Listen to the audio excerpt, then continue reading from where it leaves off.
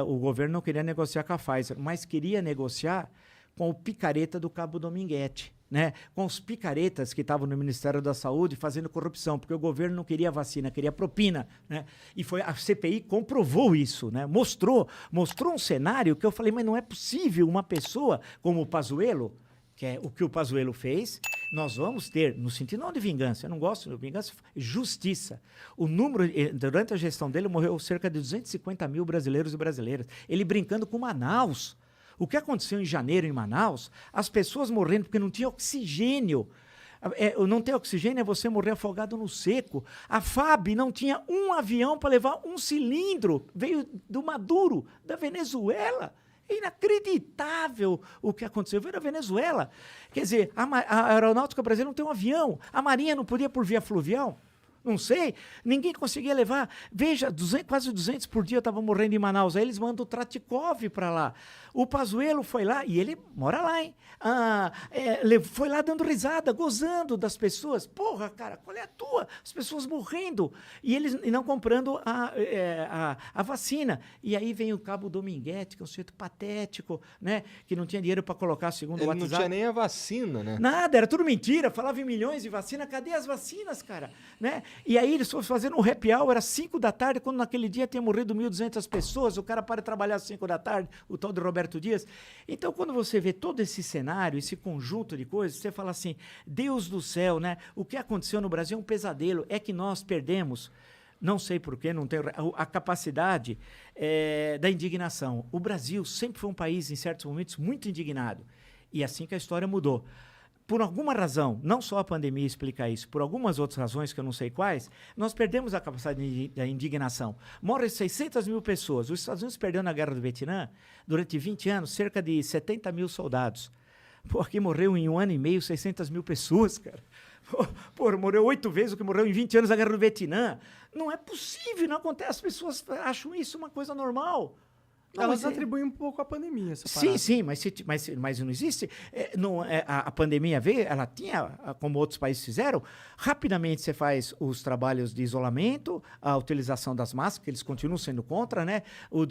Fazer o distanciamento social, e aí vem as medidas de você construir um plano geral nacional de saúde com os secretários e enfrentar. Nós só não temos hoje 1 milhão de mortos, como havia até uma previsão que fosse possível, infelizmente chegar a isso, graças aos bons secretários estaduais de saúde, graças a bons secretários municipais de saúde, graças a governadores que tiveram a coragem de peitar o Bolsonaro. Porque se não fosse isso, nós estávamos fritos hoje, nós estávamos com 1 milhão de mortos, que era um levantamento matemático estatístico. Precisa de coragem para peitar o cara. Né? Precisa sim, porque o presidente do Brasil tem muito poder. Mas ele estava também, ele é um pária, né? É politicamente muito vantajoso estar contra o Bolsonaro hoje em dia. Olha, é difícil em certos momentos enfrentar, porque ainda ele tentou dia 7 de setembro dar um golpe de Estado. Ainda bem que ele é incapaz. Eu acho que ele Graças fica a Deus. tentando, ele fica soltando no público dele uns testes para ver como que tá o clima. Será que eles aceitariam fazer isso? Sim. Tanto que eu já vi uma declaração dele falando, pô, vocês falando aí que querem golpe de Estado, tô esperando um sinal de vocês. Ele falou isso com todas as letras, inclusive. Agora, então eu acho que ele fica só testando a água. Se tivesse ele falou isso? Falou. Falou mesmo, eu vi o vídeo. E se tivesse um cenário onde a gente tivesse, sei lá, 40%, 50% de apoio da população ao Bolsonaro dar um golpe, eu com certeza acho que ele daria, entendeu? Agora, você imagina que ponto nós chegamos no Brasil há mais de 30 anos que essa questão não era...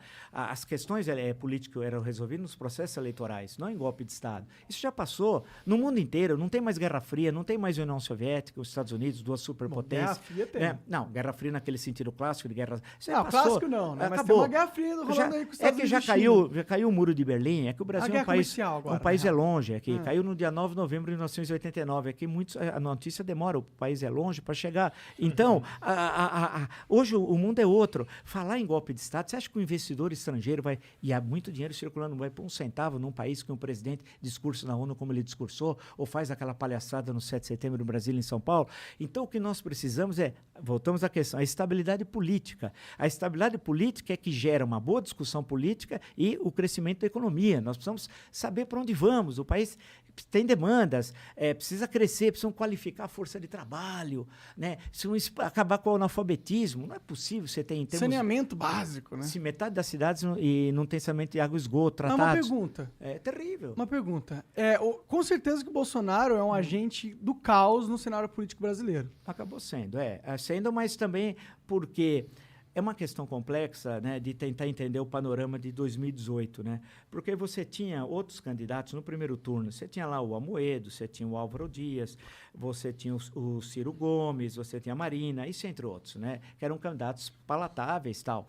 A grande questão é que o anti-PT, porque a questão foi PT e anti-PT, acabou sendo o Bolsonaro. Aí Você acha que ele tivesse um Haddad agora, teria sido melhor a situação? Sim, eu não tenho nenhuma simpatia, posso dizer com tranquilidade, com o Haddad, porque nós tivemos também alguns embates judiciais, né? Por causa que você falou coisas que ele não gostou. Não, eu falava, na época eu trabalhava na Jovem Pan, eram coisas que hoje são consideradas desprezíveis frente à tragédia de 600 mil mortos. Que era o seguinte, ele era prefeito da cidade de São Paulo, eu começava a trabalhar muito cedo e eu abria a agenda de trabalho dele. E sempre ele começava a trabalhar 9h30, 10 horas. E eu falava, claro, uma cidade pequena, a população de São Paulo é muito pequena, não tem problemas, uma cidade tranquila. Então não precisa também trabalhar, cansa, né? Depois 2 horas de almoço, depois para de trabalhar 5. Tanto que eu pus um apelido na época que pegou, mas chamado Jaiminho. O Jaiminho é um personagem lá do seriado Chaves, que é o carteiro, né? O carteiro sempre estava com fadiga. Evitar fadiga. Aí ele ficou furioso com isso. Aí ele chegou até a falsificar a agenda dele para me enganar uma vez. Isso foi em 2015, num dia que eu estava lançando meu livro. Caralho, tu alugou um triplex na cabeça do Haddad. Não, aí o que aconteceu? Ele falsificou a agenda, eu abri a agenda, não tinha nenhum compromisso. Era uma segunda-feira, e nesse dia caiu um dilúvio. Morreu, inclusive, uma senhora no Lago da Concórdia. Eita, que merda. Foi uma coisa horrível e tal. E eu estava lançando meu livro à noite na Livraria Cultura no Conjunto Nacional. Aí logo pela manhã eu abri a agenda lá, falei, pô, mas hoje está demais, hein? Hoje o Jaiminho exagerou. Pô, não tem aqui nenhum compromisso. Ele aí, às 11 da manhã, ele mostrou a agenda que tinha compromisso e fez gozação, postou, olha, eu enganei ele, lá. Aí o Ministério Público entrou com uma ação contra ele, por quê? Porque a agenda é a transparência. A Constituição fala no artigo 37, se não me engano, no capítulo lá, tem 5 pontos. Um deles é a questão da transparência. Tem que divulgar a sua agenda, isso faz parte. E ele falsificou um documento público, nesse caso, né? Aí houve todo um barulho à época, caralho, etc. O cara tal. falsificou o documento Era uma coisa para gozar. E depois só para tirar um sarro e tal. Você alugou um apartamento de 7 andares. Aí fez Agora, você vê, claro que comparado ao que nós assistimos depois, eu não quero diminuir, porque cada época tem o seu contexto histórico e tal. Agora, a gente vive um momento muito difícil, muito triste. Mas desculpa perguntar, não te preocupa um pouco a questão do PT ele ser uma organização muito mais fodida, no sentido de... O Bolsonaro é um merda, eu concordo com você plenamente nessa questão. Porém, ele é um merda ineficiente, a gente concorda também nisso. O PT, eu considero também merda. Não estou igualando as merdas, são merdas diferentes. Mas eu acho que são... Eu não gosto, entendeu? Só que eu acho que eles são os caras muito eficientes. Você não tem medo dessa eficiência? Porque eu, pessoalmente, tenho. Eu gostaria que a campanha de 22, a gente não... Eu sei que esse é um cenário possível, mas que nós não fôssemos por esse caminho, né? Porque se a gente for por aí o país acaba. Porque nenhum país vai suportar outra vez essa dicotomia tal. Porque passa parte muito da relação binária. A política é muito mais do que a relação binária tal. E isso vai ser muito ruim para o país se isso ocorrer. Eu espero, torço que isso não ocorra e que haja... E aí depende muito dos outros, porque os dois querem isso. Agora, os outros, é aquela história. Os dois são os maiores inimigos e os maiores aliados. Porque eles se autoalimentam, né? É uma autoalimentação. Um transforma o outro no fantasma, tal, de continuidade. Vamos esperar que esses candidatos da chamada terceira via, tal, precisa apresentar programa, não é nome. Você precisa dizer o que você veio para quê. Você quer apresentar o quê? O único que tem isso é o Ciro Gomes. Agora o Ciro mesmo que o programa dele seja falho, na minha opinião, em muitas formas. Ele apresentou até em livro. Chegamos até uma vez a conversar lá no canal. Você leu o livro dele? Li. Nós fizemos uma entrevista sobre, acho que o Projeto Nacional. O que você achou do projeto dele? É interessante. Ele tem uma visão de mundo. Você não acha que é muito desenvolvimentista no sentido de achar que o Estado tem um papel maior que ele deveria ter? Aí que precisa ver, né? Qual é o papel do Estado? Essa é uma discussão central. Essa história que não tem Estado, isso nem nos Estados Unidos é verdadeiro. A crise de 2008, quem salvou o capitalismo americano foi o Estado. Então, sem Estado, aquilo desapareceria. A ausência do Estado é a oportunidade do Talibã.